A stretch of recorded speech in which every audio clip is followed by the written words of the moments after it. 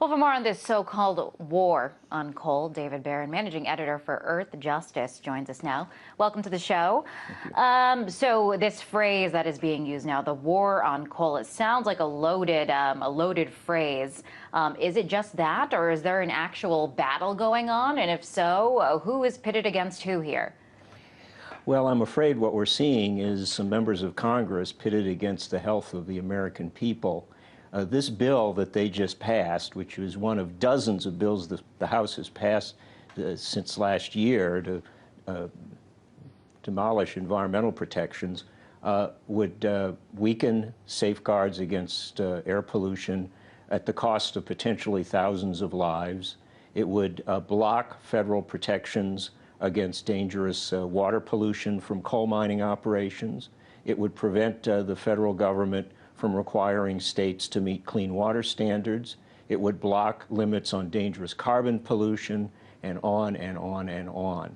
We can protect public health and have jobs in this country, but this kind of destructive legislation accomplishes nothing other than make it harder for parents to protect the health of their kids, for seniors to stay out of the hospital, and for all of us to lead the kind of healthful lives we're entitled to in this great nation.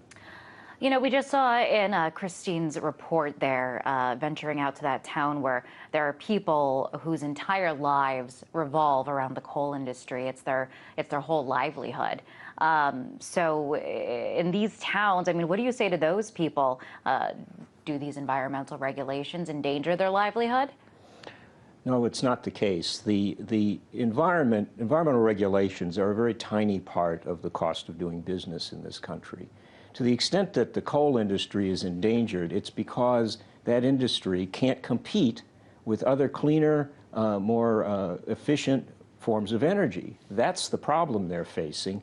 And instead of modernizing and coming up to the reality of the situation, these companies are running to Congress trying to prevent, trying to block the kinds of clean air and clean water protections that have been adopted by bipartisan consensus over the past 40 years. That's just plain irresponsible. It looks like their lobbying has been paying off because this Stop the War on Coal bill did indeed pass the House. And this issue was brought up during last night's presidential debate. Let's take a listen to what Republican nominee Mitt Romney said. I like coal. I'm going to make sure we can continue to burn clean coal. People in the coal industry feel like it's getting crushed by your policies.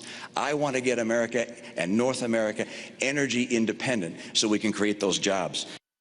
And that's a phrase that he kept saying time and time again, clean coal.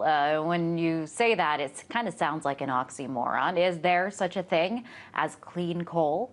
Well, tell that to the moms who have to worry about their kids having mercury in their bloodstream, which comes from burning coal. Tell that to the folks in Appalachia whose streams and communities have been damaged and destroyed because of mountaintop removal coal mining. Tell that to the folks living in the communities where toxic coal ash waste threatens water supplies. The simple fact is there is no such thing as clean coal. Maybe cleaner, but the fact is, if we really want to achieve energy independence, we need to come up with renewable sources of energy, more energy efficiency, and ways of being more friendly to our planet and to ourselves that ensures we have a secure energy future and a clean environment. Okay, President Obama last night during the debate did bring up alternative energy. Let's take a listen to what he had to say. On energy, Governor Romney and I, we both agree that we've got to boost American energy production. And oil and natural gas production are higher than they've been in years.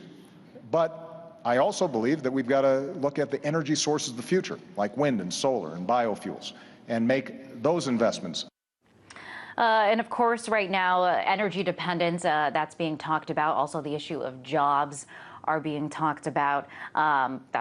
Some people say that's the #1 issue. And is this, if we do put these regulations on coal, could that lead to job losses? Well, you know, whenever there's a shift in energy use, you're going to see a shift in where people are employed. Right now we're seeing a shift to natural gas because we're finding more plentiful supplies that still need to be developed in an environmentally responsible way, and we have a long way to go on that. But to suggest that we have to have air pollution and water pollution and threats to our kids and our seniors and in order to have jobs is a bankrupt philosophy that the American people have long rejected, and rightly so. Since the Clean Air Act was adopted, we've seen jobs increase. We've seen the economy grow, and that's the kind of job growth we need. Okay, and President Obama, he did vow to make this transition to alternative energy, wind, solar, biofuels, all these other things. But is it realistic to say that we can transition affordably to these alternative energy sources? Sure, it's realistic. You know, 150 years ago, people would have thought that coal was the only fuel around, and we now know that there are a lot of other alternatives. If we put our minds to it, we can achieve great things in this country. But if we keep ourselves mired in the energy choices of the past, that's where we'll stay. And I don't think that's what people want in this country. Okay, lastly, I do want to ask you, it doesn't look like this bill will pass the Senate, or President Obama is vowing to veto it. So in the event that it does pass, or legislation like this does pass, what would the long-term effects be on communities, on the people where these coal mines are located?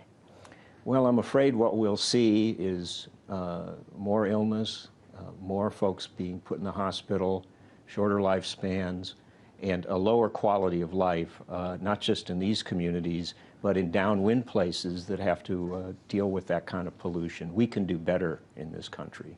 All right, David, thank you so much for coming on the show and discussing this very important and timely issue. That was David Baron, Managing Attorney for Earthjustice. Thank you.